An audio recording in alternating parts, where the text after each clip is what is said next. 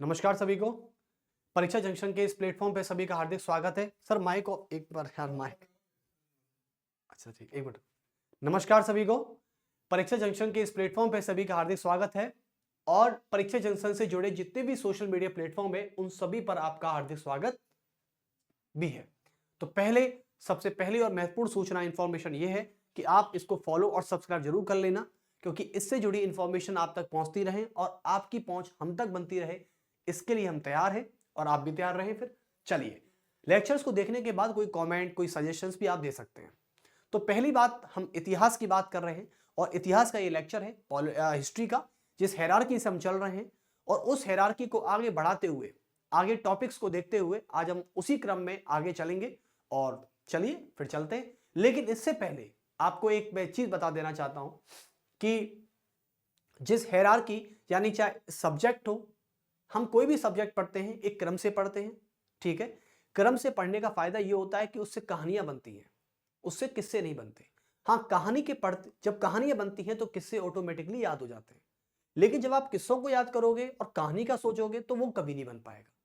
और महान लोगों की यही पहचान होती है कि वो कहानी को पढ़ते हैं और किस्से बनाते ही चले जाते हैं। तो इसलिए कहानियों पर फोकस रखें बजाय किस्सों के, क्योंकि कहानी आपको याद है तो फिर किस्से ऑटोमेटिकली आपको कवर हो जाते हैं, ठीक है। और किसी महान व्यक्ति ने कहा है, वो महान व्यक्ति तो नहीं है लेकिन व्यक्ति है, वो मैं हूं। और व्यक्ति ये कहता है, यानी मैं ये कहता हूं कि कहानी से ज्यादा, यानी किस्सों से ज्यादा कहानी बहुत महत्वपूर्ण है। तो इसलिए कहानियों पर ध्यान दें बजाय किस्सों पर, क्योंकि किस्से तो दुखड़ों के लिए होते हैं। आप दुखड़े थोड़ी हैं यार, दुखड़े हैं क्या सारे लोग? दुखड़े नहीं हैं।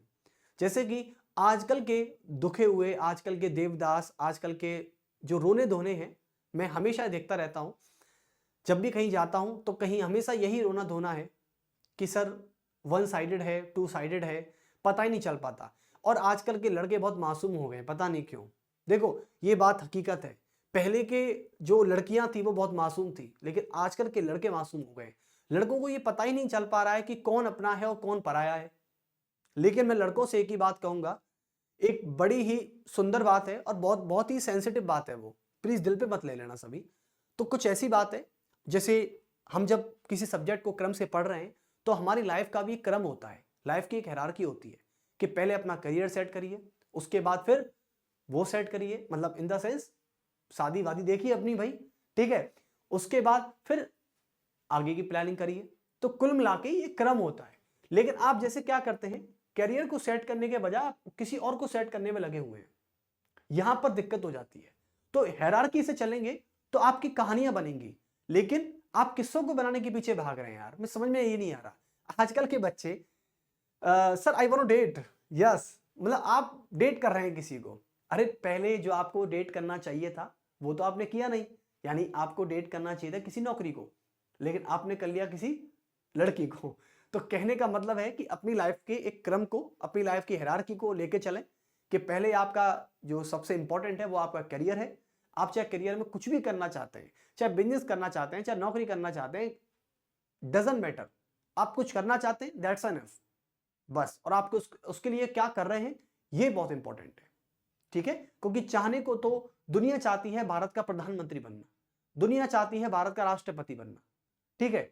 लेकिन वो उसके लिए करता क्या है, मैटर ये करता है कि उसके लिए एफर्ट कितने देता है, वो मैटर ये कर रहा है। चलिए, तो इसके लिए एक शेर है लड़कों के लिए, जो आज के लड़के मासूम हैं, आज की लड़कियां बहुत शातिर हैं, चालाक हो गई हैं। और इन द सेंस, मेरा बुरा सेंस नहीं है लड़कियों को लेके, मैं गलत नहीं कह रहा हूं, मतलब मैं मासूमियत और अमासूमियत की बात कर रहा हूं, ठीक है। कि पहले की लड़कियां बहुत मासूम थी और वो समझ नहीं पाती थी लड़कों को, लेकिन आजकल के लड़के बहुत मासूम हो गए, वो समझ नहीं पा रहे हैं कि sir that is a one sided and two sided. वो समझ नहीं पा रहे हैं कि सर ये चल क्या रहा है।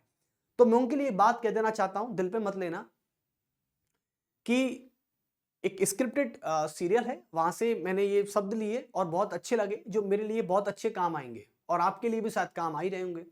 तो ये कुछ शब्द हैं कि किसी की पहली मोहब्बत ना बना, किसी की यदि पहली मोहब्बत ना बन सके तो किसी की आखिरी मोहब्बत बन के कमाल कर। ये मैंने बता भी और कई बार बोला भी है, मैंने कई बार बोला भी है कि यदि पहली मोहब्बत ना मिली तो मलाल ना कर, पहली मोहब्बत ना मिली तो मलाल ना कर, किसी की आखिरी मोहब्बत बनकर कमाल कर। तो ये है, यानी इसको हमेशा मोटिवेशन के तौर पे लें।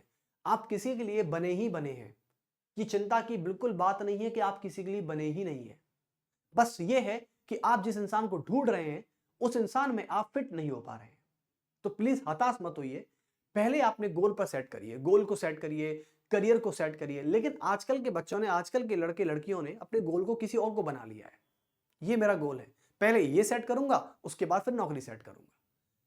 बल्कि ये क्या हो रहा है, ये उल्टा हो रहा है। और फिर बाद में जब डिजास्टर होता है ना, फिर भगे भगे आते हैं हमारे पास कि सर ये हो गया, पहले तो हम ये करना चाहिए था, पहले हमसे ये नहीं हो पाया, फिर हमारा कंपटीशन नहीं निकल रहा है, 5 साल हो गए सर सीजीएल को, कैसे क्रैक करना है, how to crack this exam. फिर अब बताओ, अब क्या बताऊं यार उनको, क्या बताएं उनको। खैर कोई नहीं, चलिए तो इतिहास की तरफ चलते हैं। और आधुनिक इतिहास में हमारा आज का टॉपिक रहेगा असहयोग और खिलाफत आंदोलन। क्या रहेगा? असहयोग और खिलाफत आंदोलन। एक शेर और चलिए, कि मोहब्बत करने से सीखा मैंने, कि मोहब्बत करने से सीखा मैंने, कि जिस व्यक्ति को गम सहना नहीं आता, जिस व्यक्ति को गम सहना नहीं आता वो क्या खाक मोहब्बत करेगा। चलिए तो आधुनिक इतिहास की तरफ आगे बढ़ते हुए, और मैं टॉपिक का नाम लिख रहा हूं असहयोग और खिलाफत आंदोलन। क्या लिखेंगे? असहयोग और खिलाफत आंदोलन। सभी डालेंगे असहयोग एवं खिलाफत आंदोलन।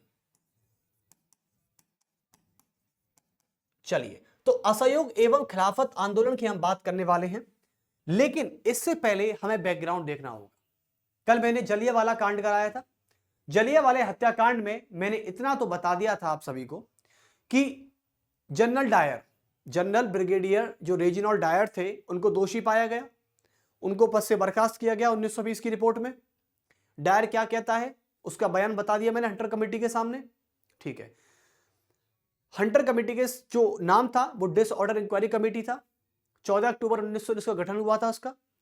उस इंक्वायरी कमेटी में कितने भारतीय लोग थे? 3 भारतीय लोग थे, जिनका नाम था हरिलाल, सीतलवाड़ और पंडित जगत नारायण। ठीक है, चलिए। हाँ, कल एक बच्चे ने मुझसे क्वेश्चन पूछा, मैं उसका डिस्कस बता देना चाहता हूं। एक क्वेश्चन पूछा मुझसे बच्चे ने कि सर भारत में ईस्ट इंडिया कंपनी का राजनीतिक वजूद कब समाप्त हुआ था? आप क्या बता सकते हैं मुझको कि भारत में ईस्ट इंडिया कंपनी का जो पॉलिटिकल परसेप्शन था, जो पॉलिटिकल माहौल था, वो कब खत्म हो गया था भारत से? बताइए। तो आप इसका आंसर मुझे कमेंट बॉक्स में जरूर देना कि भारत से ईस्ट इंडिया कंपनी का राजनीतिक वजूद और राजनीतिक जो साम्राज्य था वो कब समाप्त हुआ था और किसके द्वारा किया गया था, ये मुझे इसका आंसर कमेंट बॉक्स में दे देना आप। चलिए तो सबसे पहले असहयोग और खिलाफत आंदोलन की बात करता हूं। तो पहले मैं असहयोग आंदोलन की बात करूंगा, क्योंकि असहयोग आंदोलन हुआ तो खैर बाद में ही था, पहले खिलाफत हुआ था, उसके बाद असहयोग हुआ था। चलिए तो पहले हम मैं खिलाफत की बात करूं या असहयोग की बात करूं, दोनों आपस में को लिंक है तो कोई दिक्कत भी नहीं आएगी। चलें तो सभी डालेंगे असहयोग आंदोलन। असहयोग आंदोलन। वैसे बताया जाता है कि पहले खिलाफत हुआ था फिर असहयोग हुआ था, तो पहले असहयोग मैंने लिख दिया है, नहीं उल्टा चल रहे हैं। ठीक है, उल्टा चलेंगे तो ज्यादा अच्छे से समझ में आएगा। देखो, असहयोग आंदोलन को हिंदी में इंग्लिश में कहा जाता है नॉन कॉपरेशन मूवमेंट। ये नॉन कॉपरेशन मूवमेंट का मतलब होता है कि आप किसी की सहायता नहीं करना चाहते, आप किसी की सहायता नहीं करना चाहते। आप किसकी सहायता नहीं करना चाहते? यानी आप किसी व्यक्ति को कमजोर कब बना सकते हैं? आप किसी व्यक्ति को कमजोर कब बना सकते हैं? जब उसे सहायता की जरूरत है लेकिन आप उसे सहायता नहीं दे रहे, तो वो व्यक्ति ऑटोमेटिकली कमजोर हो जाएगा। लेकिन जो व्यक्ति कमजोर हुआ है, ये उसकी गलती है कि उसके सहायता ना मिलने पर वह कमजोर हो गया। ये उसकी गलती है कि वह सहायता ना मिलने पर कमजोर हो गया। क्या पता वो इसी को मोटिवेशन मान लेता।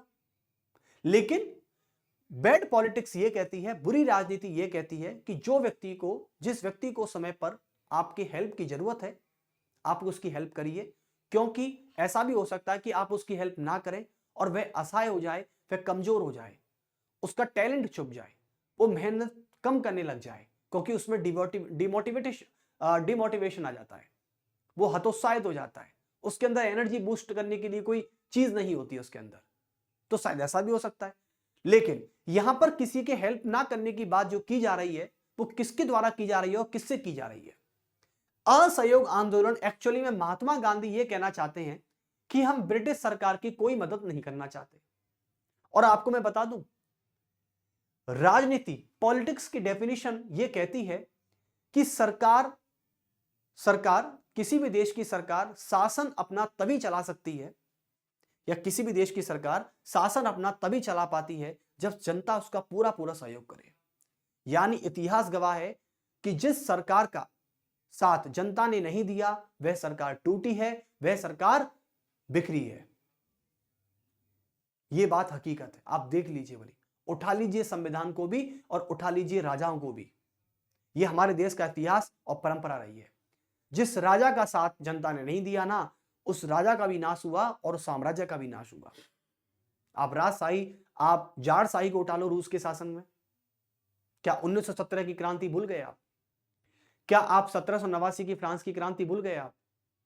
क्या आप अमेरिका का रेवोल्यूशन भूल गए आप? क्या आप भारत में ले लो, क्या भारत में जो 1857 की क्रांति हुई थी वो किस कारण हुई?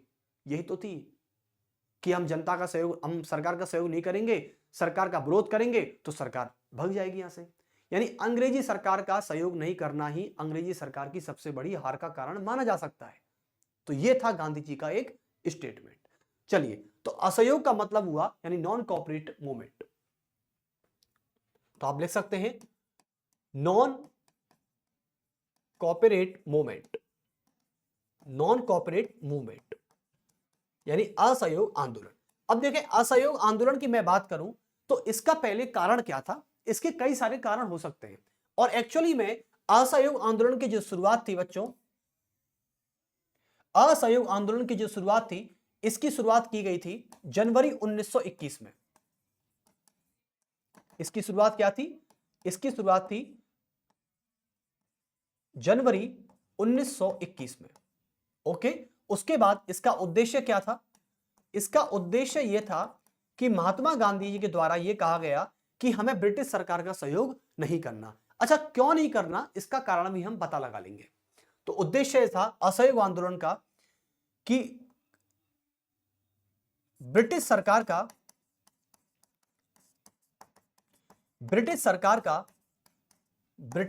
का सहयोग नहीं करना, सहयोग नहीं करना, यह इसका उद्देश्य था कि ब्रिटिश सरकार का सहयोग नहीं करेंगे। और देखो, जब किसी को भी, और बात कर खासकर सरकार की बात करता हूं, जब सरकार को जनता की आवश्यकता होती है तो वह जनता को, कोई भी राजनीतिक नेता जनता को बहलाता है, फुसलाता है, ताकि जनता का वो फेवर ले सके। और जनता का एक बार सरकार को फेवर मिल गया तो सरकार इतनी शक्तिशाली हो जाती है कि उसको हराने वाला पैदा नहीं होता कोई। इसलिए आए दिन राजनेता जनता के हित में बात करते हैं, जनता के पक्ष में बात करते हैं, जनता को लालच देते हैं किसी भी तरीके से, चाहे रिलीजियस बेसिस पे दे देंगे, चाहे वोट बैंक बेसिस पे, चाहे पैसों का लालच, कैसे भी लालच दे देंगे, लेकिन लालच देना ही होता है। यह राजनीति की पहली और एक सर्वमान्य परिभाषा है। और दूसरी बात, यदि किसी भी सरकार को हराना है आपको तो उसका सहयोग करना छोड़ दो, वो जो भी कानून बना रही है उसका विरोध करना स्टार्ट कर दो, तो ऑटोमेटिकली सरकार वहां से कमजोर होने लग जाती है। और सरकार की नींव कमजोर होने का मतलब है कि सरकार जल्दी से जल्द बर्खास्त होने वाली है। चलिए, तो पहली बात उद्देश्य में आपको आ गया कि ब्रिटिश सरकार का सहयोग ना करने का कारण यह था कि ब्रिटिश सरकार का सहयोग नहीं करेंगे तो सरकार ये ऑटोमेटिकली यहां से चली जाएगी, भाग जाएगी। पर जिस देश की जनता सरकार से खुश नहीं, क्या सरकार राज करके वहां करेगी भी क्या? अब देखें तो इसके कुछ कारण भी थे। इसके कुछ कारण है, असहयोग आंदोलन के मैं कारण लिख रहा हूं, सभी नोट लगा के और आंख लगा के देखना। यह हमारे महात्मा गांधी जी के द्वारा प्रारंभ किया गया था और ऐसा बताया जाता है कि असहयोग और खिलाफत आंदोलन यह भारत के इतिहास में एक ऐसा दौर था जिस समय हिंदू मुस्लिम दोनों मिलकर आंदोलन कर रहे थे। यानी असहयोग आंदोलन हिंदुओं के द्वारा अंग्रेजी सरकार के खिलाफ किया जा रहा था और खिलाफत आंदोलन भारत के मुसलमानों के द्वारा, जो टर्की को लेकर नाराज थे, भारत के मुसलमानों के द्वारा अंग्रेजी सरकार के खिलाफ किया जा रहा था। बस दोनों के मुद्दे अलग थे, दोनों के मुद्दे अलग थे। तो क्यों ना महात्मा गांधी ने बोला कि हिंदू मुस्लिम भाई भाई चलो आ जाते हैं, अब साथ में ही अंग्रेजी सरकार का विरोध करते हैं। तो भारत के इतिहास में ऐसा पहली बार देखा गया कि हिंदू और मुस्लिम एक साथ लड़ रहे थे। लेकिन यह इतिहास भी इस बात का गवाह है कि असहयोग और खिलाफत के बाद हिंदू और मुस्लिम कभी एक नहीं हो पाए। क्यों? क्योंकि इसका भी एक कारण है, और यह कारण आपको पढ़ने के बाद ही पता चलेगा। कैसे पता चलेगा देख लेते हैं। तो कारण जान लेते हैं। देखो 1918 के प्रथम विश्व युद्ध की समाप्ति के बाद, प्रथम विश्व युद्ध के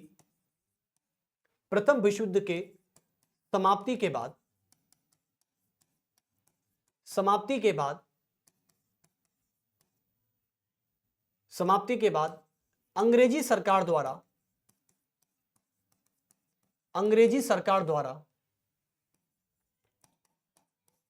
भारतीयों के साथ किया गया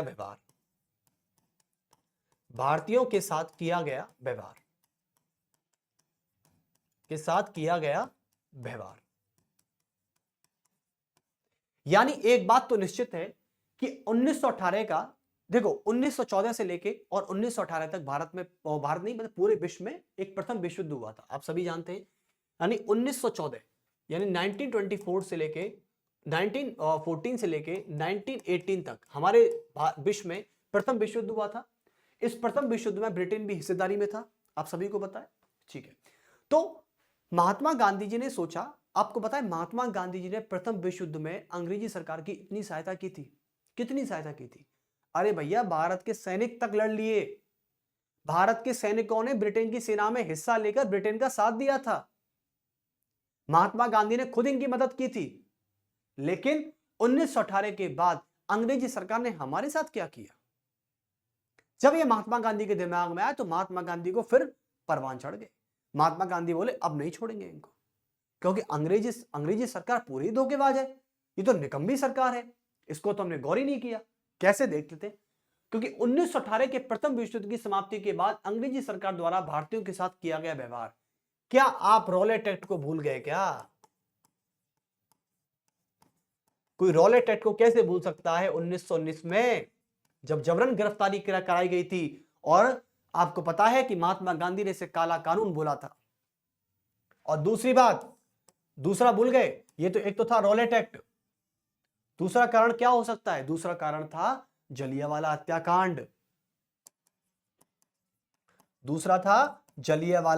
हत्याकांड, इसको कोई कैसे भूल सकता है? 13 अप्रैल 1919 को हुआ था अमृतसर में, 13 अप्रैल 1919 को हुआ था जलियांवाला हत्याकांड, रॉलेट एक्ट 1919, ये 1918 के बाद की बात बता रहा हूं मैं आपको। यानी गांधी जी ने तो भैया सहायता की पहले अंग्रेजी सरकार का कि भाई अंग्रेजी सरकार हमारे लिए कोई कानून बनाएगी, और उसके बाद दूसरी बात, तीसरा देखो भाई साहब, मॉन्टेग्यू चेम्सफोर्ड सुधार देख लो इनका, मॉन्टेग्यू चेम्सफोर्ड सुधार 1919 का, जिसे भारतीय परिषद अधिनियम कहा गया 1919 का। चेम्सफोर्ड भारत का वायसराय था, मॉन्टेग्यू भारत का सचिव हुआ करता था, दोनों मिलकर इसको लाए थे, समझ गए ना? चलिए, तो कुल मिलाके जब महात्मा गांधी जिस प्रथम विश्व युद्ध में अंग्रेजी सरकार की मदद कर रहे थे सेना के माध्यम से, रिसोर्सेस के माध्यम से, ठीक है, तब तो सब ठीक है। लेकिन जैसे ही अंग्रेजी सरकार की बारी आई तो अंग्रेजी सरकार ने अपना मतलब तो निकाल लिया, ठीक है, युद्ध खत्म हो गया। युद्ध खत्म होने के बाद, जब आपको पता है युद्ध जीत लेने के बाद, अब आपको पता है कि अंग्रेज एक बार युद्ध जीत जाते हैं बस फिर तो ये हमला कर देते हैं। यानी अंग्रेजी सरकार की जीत लेने के बाद इन्होंने भारतीयों के साथ क्या किया? ये किया रॉलेट एक्ट, कोई अच्छा कानून नहीं था, जलियांवाला कोई अच्छा नरसंहार नहीं था ये, और नरसंहार कोई अच्छे भी नहीं होते, बुरे ही होते सारे। जनरल डायर ने गोली चला दी 1000 लोगों पर, उसमें बच्चे, बूढ़े, महिला, पुरुष सब थे। उसके बाद चेम्सफोर्ड सुधार की बात करूं, बताओ प्रांतों में द्वैध शासन इन्होंने लगाया, भारतीय नेताओं को क्या दिया? एक लॉलीपॉप, बस यही दिया था, सच में बता रहा हूं। भारतीय नेताओं को, उस वक्त के बड़े बड़े नेता जो कितने महान नेता हुआ करते थे, क्या दे दिया उनको? शिक्षा ले लो, स्वास्थ्य ले लो, नाली की साफ सफाई ले लो, ये ले लो। और आप कानून व्यवस्था अपने हाथों में ले ली, वित्त व्यवस्था अपने हाथों में ले लिया आपने, बड़े बड़े मुद्दे अपने हाथों में ले लिया आपने, वित्त विभाग आपने अपने हाथों में ले लिया। ये थोड़ी होता है। चलिए, तो ऐसी ऐसी कुछ बातें और ऐसी ऐसी शोषणकारी नीतियां अंग्रेजों के द्वारा थोपी गई। महात्मा गांधी ने तभी निश्चय किया कि अब इनका सहयोग नहीं करेंगे, यानी तब से इनका उद्देश्य बन गया कि असहयोग आंदोलन। लेकिन असहयोग आंदोलन का पहला वाक्य गांधी जी का यह था कि हम असहयोग तो करेंगे लेकिन अहिंसा के साथ करेंगे, हिंसा के साथ नहीं करेंगे। तो गांधी जी ने 1921 में बोला कि रॉलेट एक्ट जैसा मत कर देना भैया कि दोबारा से कहीं जलियांवाला देखना पड़े हमको। आपको पता है ना, रॉलेट एक्ट में जब रॉलेट एक्ट का विरोध किया था, अमृतसर में हिंसा हुई थी। अमृतसर में हिंसा के बाद कौन आया? डायर आया। डायर ने मार्शल लॉ लगाया था। मार्शल लॉ के नहीं मानने पर उसने गोली चलवा दी थी, जलियांवाला हो गया था। तो पहले हिंसा से प्रारंभ हुआ था। अमृतसर में हिंसा नहीं होती तो ना वहां पर मार्शल लॉ लगता, ना वहां पर डायर आता और ना जलियांवाला होता। यदि हिंसा नहीं होती, अहिंसा से काम करते तो ठीक है, तो जलियांवाला हत्याकांड हमारे इतिहास में आज काला धब्बा नहीं होता, पहली बात। इसलिए महात्मा गांधी जी कहते हैं कि याद है ना 1919 का जलियांवाला हत्याकांड, हिंसा करने पर ही हुआ था। अब की बार हिंसा मत करना, वरना अब की बार दूसरा जलियांवाला हत्याकांड कहीं हो गया ना, तो अब हम भारत में इतनी क्षमता नहीं है कि वो इसको सहन कर जाए। चलिए, फिर भी महात्मा गांधी ने आदेश दिया, लोगों ने माना नहीं माना वो आगे पता चलेगा। अब साहब असहयोग आंदोलन को महात्मा गांधी जी के द्वारा एक अहिंसा के सत्याग्रह के मार्ग पर प्रारंभ किया गया। तो आप लिख सकते हैं नोट लगा के सभी कि महात्मा गांधी के द्वारा 1921 में, महात्मा गांधी के द्वारा 1921 में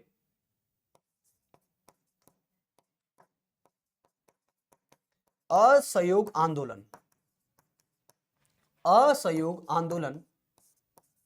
का प्रारंभ अहिंसा के साथ किया गया।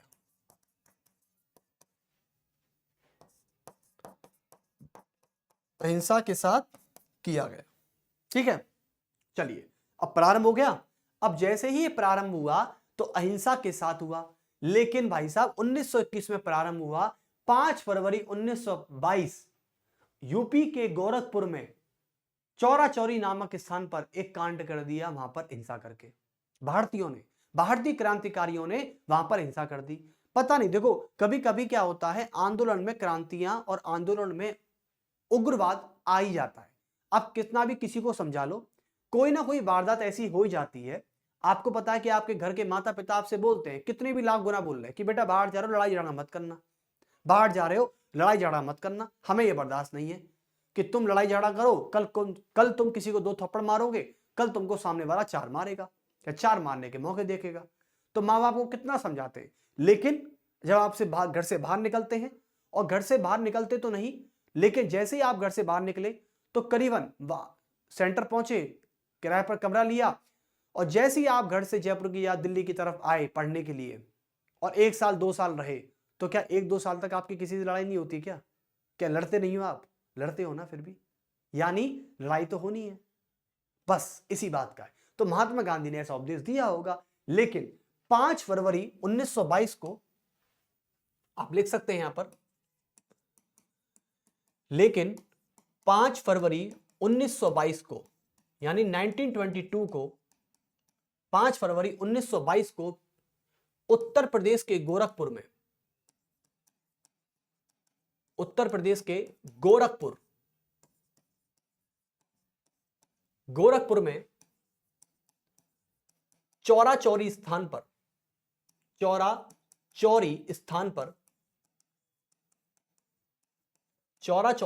पर आप सभी को पता है कि भारतीयों ने अंग्रेजों की पुलिस चौकियों को जला दिया, पुलिस चौकी में घुसकर पुलिस वालों को जिंदा जला दिया, ठीक है, और पुलिस चौकी में आग लगा दी।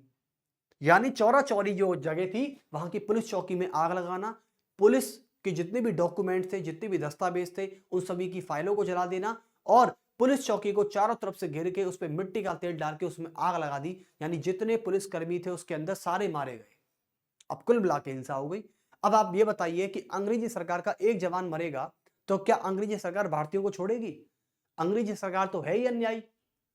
जब डायर ने हमारे 1000 लोगों को मारा तब तो डायर को पद से बर्खास्त किया, लेकिन आज पुलिस चौकी को हमने वो कर दिया, अब ये किसी को नहीं छोड़ेंगे। जैसे कि देखें तो चौरा चौरी स्थान पर भारतीयों ने पुलिस चौकियों को जलाया। भारतीयों ने पुलिस चौकियों को जलाया, पुलिस चौकियों को जला दिया और हिंसक घटनाएं हुई और कई हिंसक घटनाएं हुई।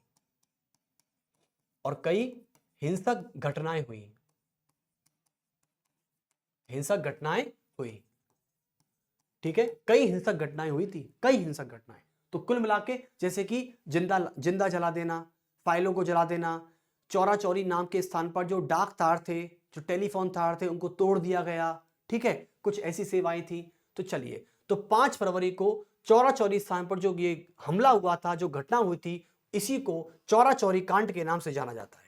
लिखेंगे इसे 5 फरवरी 1922, इसे 5 फरवरी 1922 के चौरा चौरी कांड के नाम से जाना जाता है। चौरा चौरी कांड के नाम से जाना जाता है, चलिए, तो ये था आपका चौरा चौरी कांड। और चौरा चौरी कांड को बढ़िया से याद रखना, क्योंकि ये वाला पेपर में पूछा जा सकता है। एक तो ये वाला, और दूसरा 5 फरवरी 1922 को हुआ था, और कहां हुआ था? उत्तर प्रदेश के गोरखपुर में हुआ था, और चौरा चौरी स्थान पर हुआ था। ठीक है, तो ये क्वेश्चन आपसे पूछा जा सकता है, चौरा चौरी कांड कहां हुआ, कब हुआ, और किस आंदोलन से कनेक्ट है? असहयोग आंदोलन से कनेक्ट है। अब जब चौरा चौरी कांड हो गया था, तो क्या बताइए, अंग्रेजी सरकार ने सीधे सीधे तौर पर महात्मा गांधी जी को जिम्मेदार माना। भाई मानेंगे, क्योंकि लीडर ही महात्मा गांधी जी है। अब महात्मा गांधी जी बोले कि मरे कि मरे, इनसे बोला हिंसा ना करना, लेकिन फिर भी अब महात्मा गांधी जी को इसके बदले में जेल जाना पड़ा और असहयोग आंदोलन को वापस लेना पड़ा। तो कुल मिला के तो लिखेंगे इसके परिणाम स्वरूप क्या हुआ, लिखेंगे इसके परिणाम स्वरूप, यानी इसके परिणाम क्या निकले? इसके परिणाम ये निकले सॉरी, मैं कह रहा हूं तबीयत मेरी बहुत खराब है, ठीक हो रही है धीरे धीरे।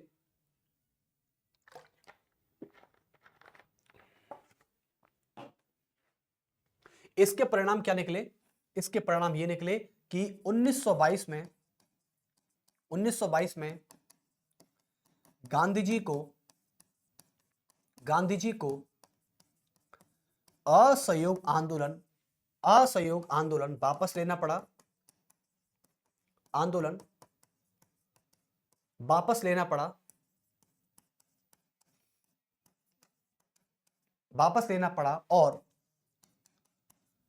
और ब्रिटिश गवर्नमेंट ने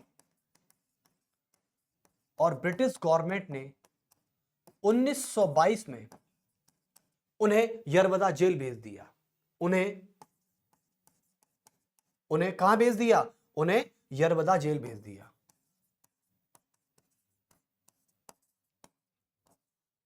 यरबदा जेल भेजा, तो ये वाला याद रखना बच्चों, यरबदा जेल भेजा था। कब भेजा था महात्मा गांधी को? 1922 में भेजा था। यहां से एक क्वेश्चन आ सकता है। ठीक है, तो 1922 में यरबदा जेल, यानी 5 फरवरी 1922 की चौरा चौरी कांड की घटना और 1922 में महात्मा गांधी का यरबदा जेल जाना, उन्हें यरबदा जेल भेज दिया गया,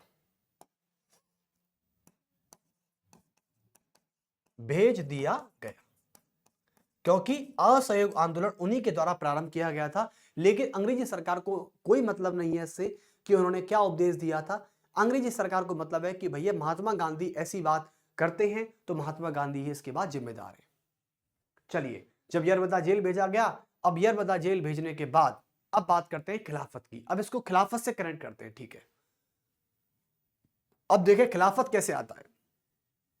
हालांकि खिलाफत आंदोलन बच्चों पहले प्रारंभ हुआ था असहयोग से, तो खिलाफत देखो पहली बात तो मैं बता दूं हिंदुओं के साथ क्या हुआ। मैंने आपको बताया कि हिंदुओं ने जो असहयोग आंदोलन किया था वो क्यों किया था, क्योंकि आप सभी को पता है कि रॉलेट एक्ट, जलियांवाला हत्याकांड, पंजाब जो पंजाब में हुआ था, मॉन्टेगू चेम्सफोर्ड सुधार, ये तीनों चीज जो होती जिससे हिंदू बहुत प्रभावित था। और आपको पता है हिंदुओं की आबादी तादाद में रह चुकी है भारत में, ठीक है। तो उस समय हिंदू बहुत ज्यादा प्रभावित था। लेकिन मुसलमानों की बात करें, भारतीय मुसलमानों का गुस्सा अंग्रेजों की तरफ क्यों था, ऐसा क्या था भारतीय मुसलमानों को लेकर कि जो भारतीय मुसलमान अंग्रेजी सरकार के इतने खिलाफ हो गए। तो आप लिख सकते हैं, चलिए तो देखें, अब बात कर लेते हैं खिलाफत आंदोलन की। देखो खिलाफत आंदोलन के कारण देख लेते हैं पहले कि कारण क्या हो सकते हैं इसके।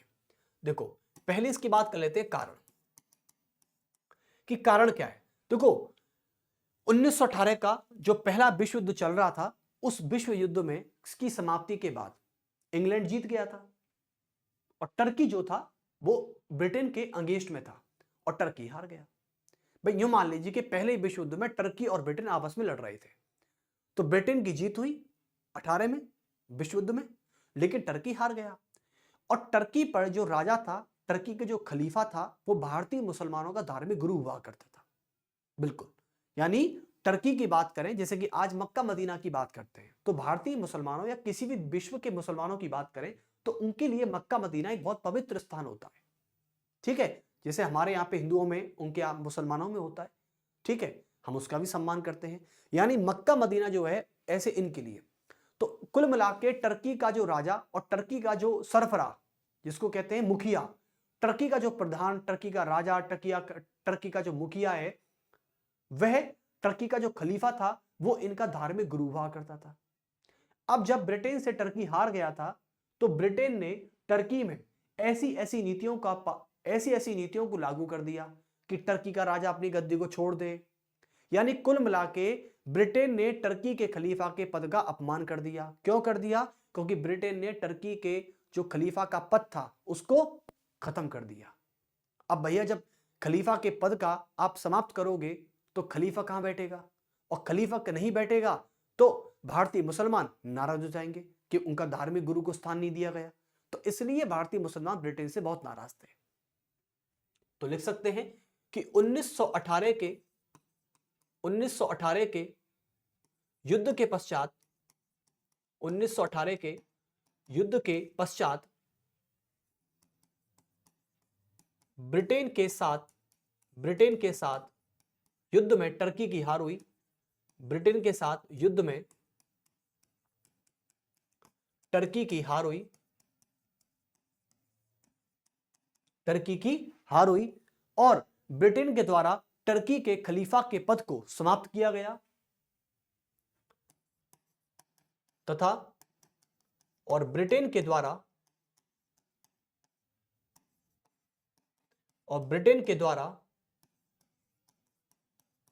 टर्की के खलीफा के पद को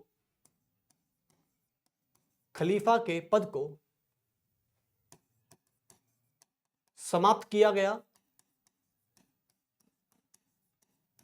टर्की के खलीफा के पद को समाप्त किया गया, और उसका अपमान किया गया। भाई एक बात है कि आज कल को आप किसी नौकरी पर लग गए और नौकरी पर लगने के बाद आपको मान लो सरकार सस्पेंड कर देती है, ठीक है, बिना किसी रीजन के, तो सरकार पर आपको गुस्सा आएगा नहीं आएगा? यार बिना किसी रीजन के कर दिया, केवल अपने भ्रष्टाचार को बचाने के लिए मुझे सस्पेंड कर दिया, मुझे बर्खास्त कर दिया, ये क्या मतलब हुआ? यानी कुल मिला के जब आपसे कोई आपके पद को छीनेगा तो गुस्सा तो आपको आएगा ना, जाहिर सी बात है। आपका पद ही तो आपका सम्मान है और आपके पद को ही छीना जा रहा है तो आपका फिर अपमान है। तो कुल मिला के टर्की के खलीफा के पद को समाप्त करना ही उसका अपमान था, और टर्की के साथ जो ब्रिटेन जो कर रहा था वो भी अपमान ही था, ठीक है। और टर्की का खलीफा ठहरा भारतीय मुसलमानों का धार्मिक गुरु, लेकिन अपमान किया, जो कि टर्की का खलीफा था, यानी टर्की का खलीफा भारतीय मुसलमानों का धार्मिक गुरु था। भारतीय मुसलमानों का धार्मिक गुरु था, धार्मिक गुरु था। जब भारतीय मुसलमानों का धार्मिक गुरु था, इसलिए भारतीय मुसलमानों में ब्रिटेन के प्रति द्वेष की भावना उत्पन्न होने लग गई थी। तो इसलिए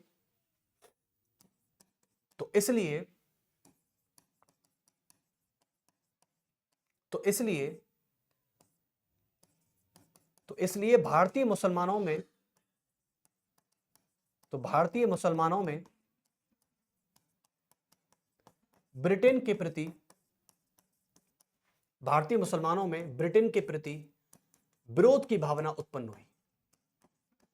विरोध की भावना उत्पन्न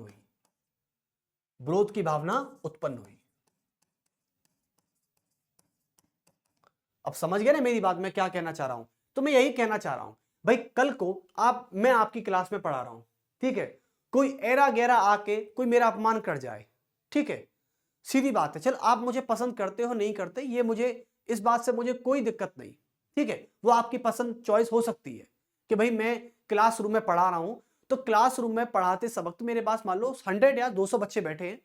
200 बच्चे जब मेरे पास बैठे हैं तो उसमें से हो सकता है कि 20 बच्चे मुझे पसंद नहीं करते होंगे, बाकी के 80 करते होंगे। मान लेता हूं कि 60 बच्चे नहीं करते, 40 तो करते होंगे, ठीक है, चलो मैं मानता हूं कि 100 नहीं करते, लेकिन एक तो करता होगा, कोई तो होगा ऐसा, ठीक है। अब मान लो एक बच्चा मुझे बहुत पसंद करता है, पसंद इन द सेंस मेरी बहुत रेस्पेक्ट करता है, मतलब कुल मिला के जैसे भी कोई एरा गैरा क्लासरूम में आया और मेरा अपमान कर गया। अब मैं तो कुछ नहीं बोला उससे, क्योंकि मेरा एक प्रोटोकॉल है, मैं ऐसे नहीं बोल सकता कि कोई आ गया, कोई 4 बार सुना गया, मैंने उसको 4 बार सुना दी, इतना गिरा हुआ नहीं हूं मैं कि सुना रहा है ठीक है सुना दे भाई, कोई दिक्कत नहीं, ठीक है, अपना मुंह खराब कर रहे हो, मेरा थोड़ी करोगे, सुना दो, ठीक है, अपनी भड़ास निकाल लो मुझ पे, कोई दिक्कत नहीं, वहां नहीं निकाल पाए तो यहां निकाल लो, ये है। लेकिन उस बच्चे से नहीं सुना गया, उस बच्चे ने तुरंत खड़ा हुआ और उस पर हमला कर दिया या उसको ही सुना दिया, तो कुल मिला के यहां वही वाली सिचुएशन क्रिएट हो रही है, ठीक है। अब कारण मुझे मिला, लेकिन इस आंदोलन की शुरुआत की बात करें तो इस आंदोलन की जो शुरुआत थी ये हुई थी 1919 में, यानी रॉलेट एक्ट के साथ, जलियांवाला हत्याकांड के साथ ही स्टार्ट हो गई थी, ठीक है। चलिए, और सबसे पहले खिलाफत आंदोलन की शुरुआत करने के लिए एक खिलाफत कमेटी गठित की गई थी। क्या गठित की गई थी? खिलाफत कमेटी। और इस खिलाफत कमेटी की जो प्रेसिडेंसी थे, जो अध्यक्षता थे, वो कौन कर रहे थे? इसकी अध्यक्षता करने का काम महात्मा गांधी ने किया था। किसने किया था? महात्मा गांधी ने किया था। क्योंकि महात्मा गांधी ने किया था, क्योंकि महात्मा गांधी ये चाहते थे कि हम मुसलमानों के खिलाफत आंदोलन को और हिंदुओं के असहयोग आंदोलन को, दोनों को जोड़कर इसे हिंदू मुस्लिम आंदोलन बना देते हैं। क्या बना देते हैं? हिंदू मुस्लिम एकता का आंदोलन बना देते हैं, ताकि भीड़ ज्यादा होगी, यूनिटी जितनी अच्छी होगी, ब्रिटिश सरकार उतनी ही कमजोर हो जाएगी, ठीक है। मुद्दा अलग अलग था। तो अध्यक्ष कौन थे? महात्मा गांधी। लेकिन सबसे बड़ी बात है कि इस खिलाफत कमेटी का गठन किसने किया था? इस खिलाफत कमेटी के गठन करने में कुछ लोगों की भागीदारी है। जैसे कि पहले व्यक्ति कौन है? पहले व्यक्ति है जैसे कि शौकत अली और मोहम्मद अली, इनको अली बंधु के नाम से जानते हैं, या अली बंधु भाई भी कहते हैं इनको। तो पहले थे मोहम्मद अली, भारतीय मुसलमान थे सभी, मोहम्मद अली। उसके अलावा और कौन थे? शौकत अली, मोहम्मद अली थे, शौकत अली थे। शौकत अली के साथ और कौन थे? शौकत अली के साथ और थे हजरत मोहानी। हाँ, एक थे आपके हजरत मोहानी, एक थे मौलाना आजाद,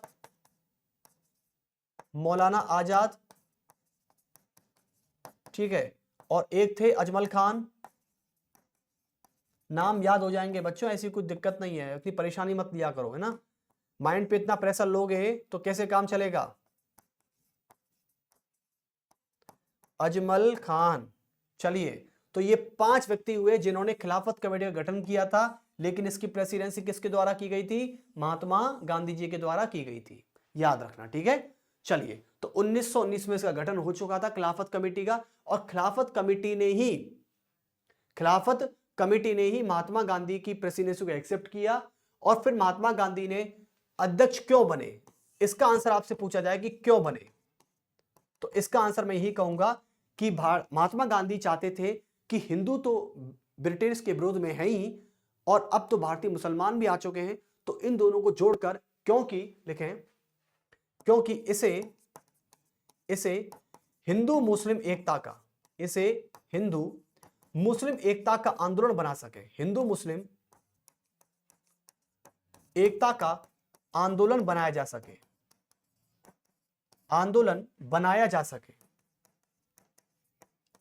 हिंदू मुस्लिम एकता का आंदोलन बनाया जा सके, इसलिए इसको जोड़ा गया ताकि एकता से ब्रिटिश सरकार को हराने में और ब्रिटिश सरकार के विरोध करने में ज्यादा आसानी महसूस होगी।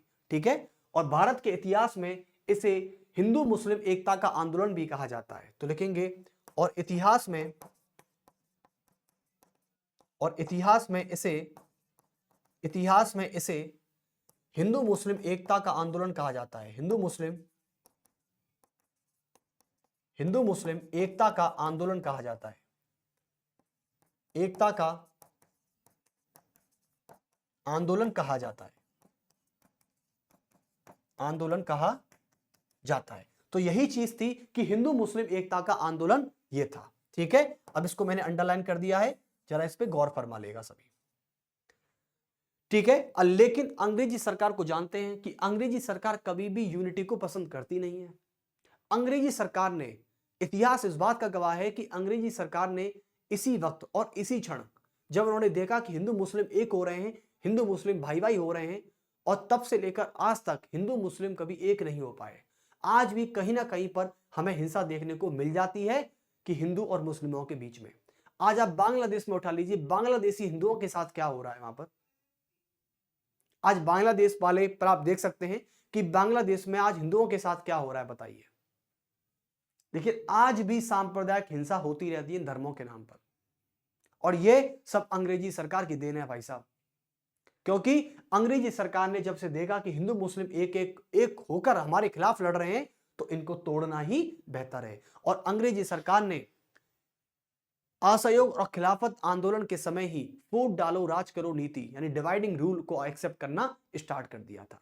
तो लिख देंगे कि इसी समय से, लिख सकते हैं कि नोट लगा के पूछा जा सकता है, नोट लगा के लिख सकते हैं कि असहयोग और खिलाफत के समय, असहयोग एवं खिलाफत आंदोलन, असहयोग एवं खिलाफत आंदोलन के दौरान, आंदोलन के दौरान हिंदू मुस्लिम एकता को देखते हुए, हिंदू मुस्लिम एकता को देखते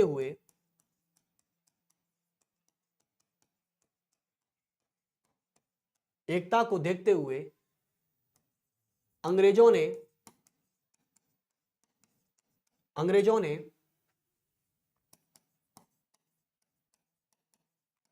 फूट डालो राज करो, फूट डालो राज करो नीति अपनाई, फूट डालो राज करो नीति अपना ली। यानी कुल मिला के बात कही गई है कि इन्होंने फूट डालो राज करो नीति को जोड़ देना कब प्रारंभ किया था, जब हिंदू मुस्लिम एकता को इन्होंने देखा। इन्होंने कहा ये तो भैया बवाल हो जाएगा, ये तो ऐसे लोग मिल गए तो फिर तो अंग्रेजी सरकार के को ताश के पत्तों की तरह बिखेर देंगे, तो ऐसे इनको अलग करो। क्योंकि आपको पता है, जब आपको पता है कि किसी भी घर में 3 भाई हैं, किसी भी घर में 4 भाई हैं, ठीक है, यदि चारों भाई एक साथ मिलकर रहते हैं तो वह समाज का सबसे पावरफुल घर कहा जाता है। यानी उस घर में कोई अपनी मर्जी से एक तिनका नहीं फेंक सकता, क्योंकि भाइयों में ताकत है। यदि वो 5 भाई अलग अलग हो जाएं या अलग उनको कोई करवा दिया जाए, तो 5 भाई जब अलग अलग हो जाते हैं तो किसका मतलब है कि समाज में वह सबसे कमजोर घर माना जाता है, यानी उस पर कोई भी हमला कर सकता है। तो कुल मिला के जब यूनियन अच्छी है तो आपका कोई भी बाल बाका नहीं कर सकता, लेकिन यूनियन आपकी खराब है या यूनियन बिगड़ चुकी है या यूनियन में फूट आ चुकी है, दरार आ चुकी है, तो वहां पर फिर एक व्यक्ति चाहे कितना भी ताकतवर हो, उसको हराने की शक्ति हर किसी व्यक्ति में होती है।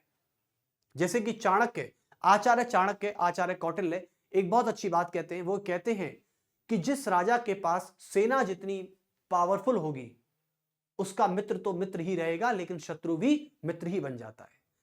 ये कुछ बातें हैं जो हमें सिखाती हैं कि एकता में कितनी ताकत है। तो इसलिए इस चीज को, प्लीज इस चीज को अपनी रियल लाइफ में इंस्पायर होकर देखना एक बार। यदि आप एक हो, चाहे कोई भी रिश्ता हो, चाहे आपका माँ बाप के साथ रिश्ता है, चाहे आपका कपल के साथ रिश्ता है, चाहे आप हस्बैंड वाइफ हैं, चाहे आप पार्टनर हैं, ठीक है, और चाहे आप किसी दोस्त की बात करें, ठीक है, चाहे भाई भाई की बात करें, चाहे भाई बहन की बात करें, ये सारे हमारे ह्यूमन लाइफ के एक रिलेशनशिप है जहां पर हम अपनी सोशल बॉन्डिंग्स में बने हुए हैं अभी। तो प्लीज इनको ख्याल रखना, एकता में ही शक्ति है। बहुत बड़ी बात कही है ना। एक पुराने जमाने की कहानी मुझे याद आती है, जब हम किताबों में पढ़ते थे, 6वीं 7वीं क्लास में थी, ये स्टोरी आया करती थी इंग्लिश में स्टोरी लिखने पर, जैसे कि पैसे कोए पर लिखना और लॉइन पर लिखना। आपको पता है एक शेर जो था वो किसी जाल में फंस गया था, तो उस जाल को काटने में 100 चूहों ने सहायता की थी शेर को जाल से बाहर निकालने के लिए। तो आप समझ जाओ कि कुल मिला के मैं कह देना चाहता हूं कि यदि 100 चूहे किसी शेर को फंसे हुए जाल से बाहर निकाल सकते हैं, 100 चूहे ने उस जाल को कुतरा था और कुतर कुतर के पूरा काट दिया। और बताइए कि शेर के सामने चूहा होता सा कितना है, पूरा जाल काट दिया उसने और शेर को बाहर निकाल दिया। तो यहां से शेर और चूहा की दोस्ती हो गई फिर, ठीक है। तो ऐसे होता है। चलिए, तो हिंदू मुस्लिम एकता को देखा, उसके बाद हमने फूट डालो राज करो नीति को देखा, और इन्होंने फिर फूट डालो राज करो नीति भारत और पाकिस्तान को लेकर भी अपनाई। लॉर्ड माउंटबेटन योजना, जैसे डिकीवर्ड योजना कहा जाता है, 3 जून 1947 को आई थी, ठीक है, ये भी आप सभी को पता है। उस समय भी अंग्रेजों ने अपनी इस नीति का इस्तेमाल किया और आज तक इस नीति का असर हमारे आज तक देखा जा रहा है। ऐसा नहीं है कि जब नीति को इस्तेमाल होती है तो वो उसका प्रभाव करना छोड़ देती है। आज भी भारत और पाकिस्तान के रिलेशन आप देख ही लें आप कि भारत और पाकिस्तान 75 साल हो गए लेकिन एक नहीं हो पाए। एक इन द सेंस एक सगे संबंधी पड़ोसी नहीं हो पाए। और वैसे भी ये बड़े बड़े विचारकों ने कहा है कि जिस देश की सीमा अपने पड़ोसी देशों से लगती है वो देश ऑटोमेटिकली दुश्मन हो ही जाता है, ठीक है। चलिए, तो कुल मिला के ये बात मैंने समझा दी। खिलाफत और असहयोग आंदोलन यहां पर आपके लगभग समाप्ति हो गए, क्योंकि खिलाफत और असहयोग आंदोलनों का कारण अलग था, हिंदू मुस्लिम एकता दोनों के मुद्दे अलग थे, दोनों के विरोध करने के कारण भी अलग थे। और कुल मिला के लेकिन निष्कर्ष तो एक ही था कि ब्रिटिश सरकार का सहयोग नहीं करना है, ठीक है, क्योंकि इन्होंने हमारा अपमान और इन पर शोषण ही किया है और कुछ नहीं किया। आप रॉलेट एक्ट उठा लो, आप जलियांवाला उठा लो, आप मॉन्टेग्यू उठा लो, तीनों को पढ़ा चुका हूं मैं पहले, ठीक है। गांधी जी के 3 सत्याग्रह पढ़ा चुका हूं।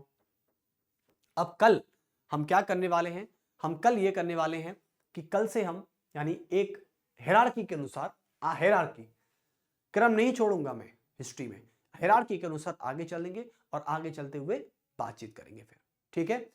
तो कैसा लगा लेक्चर और लेक्चर अच्छा लगा हो तो प्लीज सजेशंस में बता देना यार, मुझे भी अच्छा लगेगा, आपको भी थोड़ी आपकी उंगली भी एक्सरसाइज हो जाएगा। वैसे उंगली पे एक्सरसाइज बहुत करते हो आप लोग आजकल, सुनने में खबर आ रही है, मैं कुछ देख भी रहा हूं। देख इन द सेंस क्या है, चावल की कढ़ाई आपके सामने गैस पे पक रही है, तो पूरे चावल को चेक थोड़ी करोगे कि एक ही चावल पक गया नहीं पका, एक चावल को निकालोगे और चेक कर लोगे चावल पका है नहीं पका। तो उसी प्रकार क्लास का माहौल होता है, ठीक है, किसी एक को निकालना पड़ता है। हाँ, मैं ये नहीं कह रहा कि एक ऐसा है तो सारे ऐसे होंगे, मैं ये नहीं कह रहा, मैं जस्टिफाई नहीं कर रहा सबको, मैं बता रहा हूं कि एवरेज ऐसे ही होंगे। चलिए, लेकिन फिर भी कुछ लोग मेहनत भी कर रहे हैं, यहां दिख भी रहा है, और लेकिन कुछ लोग मेहनत नहीं कर रहे हैं। देखो, मेहनत करें या ना करें, देखो मेहनत सभी लोग बराबर करते हैं। मैं आपसे बता दूं एक बात, हकीकत बोल देता हूं मैं, कोई भी मेहनत में कमी नहीं छोड़ता। आप बोलेंगे सर कैसी बात कर रहे हो, मैं तो पिछले 5 दिन से नहीं पढ़ रहा ये नहीं कह रहा बच्चों, ये कहना चाह रहा हूं कि मेहनत में कोई भी कमी नहीं छोड़ता। जब सभी अपने घर से बैग लेके निकलते हैं कि मैं बाहर जा रहा हूं पढ़ने के लिए, तो सभी में उतना जज्बा, उतना जुनून और उतना ही मकसद होता है कि हमारा क्या उद्देश्य है, हमारा क्या लक्ष्य है। सब में ताकत सबकी बराबर होती है। लेकिन जैसे ही आप अपने इस शहर में आते हैं या आप घर से जहां निकलने के लिए निकले थे वहां पहुंचते हैं, तो आपको वहां पे चारों तरफ जो चीजें दिखाई देती हैं वो आपको डिस्ट्रैक्ट कर देती हैं, लेकिन सबको नहीं कर पाती। क्योंकि सबसे बड़ी बात है कि जिसके इरादे कमजोर हैं उसको लक्ष्य पाने तक बहुत मुश्किल आती है, लेकिन जिसके इरादे बहुत मजबूत हैं उसको लक्ष्य तक पाने में बहुत आसानी होती है। मेहनत बराबर लगेगी, दोनों की मेहनत दोनों की बराबर लगेगी। बस जिसके इरादे मजबूत हैं तो उसको मेहनत थोड़ी आसान लग जाती है, जिसके इरादे थोड़े कमजोर हैं उसको मेहनत का रास्ता थोड़ा टफ लगता है। उसे लगता है कि अरे मेहनत, अरे यार गधा जैसे मिट्टी का बोझा बो रहा है। कुछ ऐसी ही बातें हैं। तो इसलिए फिर भी इरादों को मजबूत रखेंगे तो आपके कांटों के रास्ते भी बहुत आसान रहेंगे, लेकिन इरादे यदि आपके कमजोर हैं तो कांटे के रास्ते पर आप पैर तो छोड़ो, पैर रख भी नहीं पाओगे। मेहनत तो बहुत दूर की बात है। इसलिए कहते ना कि मंजिल से ज्यादा सफर का मजा लीजिए, मंजिल से ज्यादा सफर का मजा लीजिए, क्योंकि मंजिल से ज्यादा सफर को खूबसूरत बताया गया है। चलिए तो फिर मिलते हैं आपसे नेक्स्ट पार्ट में, और अभी के लिए यहां तक स्टॉप करते हैं, और अगले पार्ट में क्या टॉपिक होगा हायरार्की के अनुसार वो हम अगले पार्ट में ही बात करेंगे आपसे। चलिए तो सभी को मेरा नमस्कार, सभी को बहुत बहुत धन्यवाद, शुक्रिया।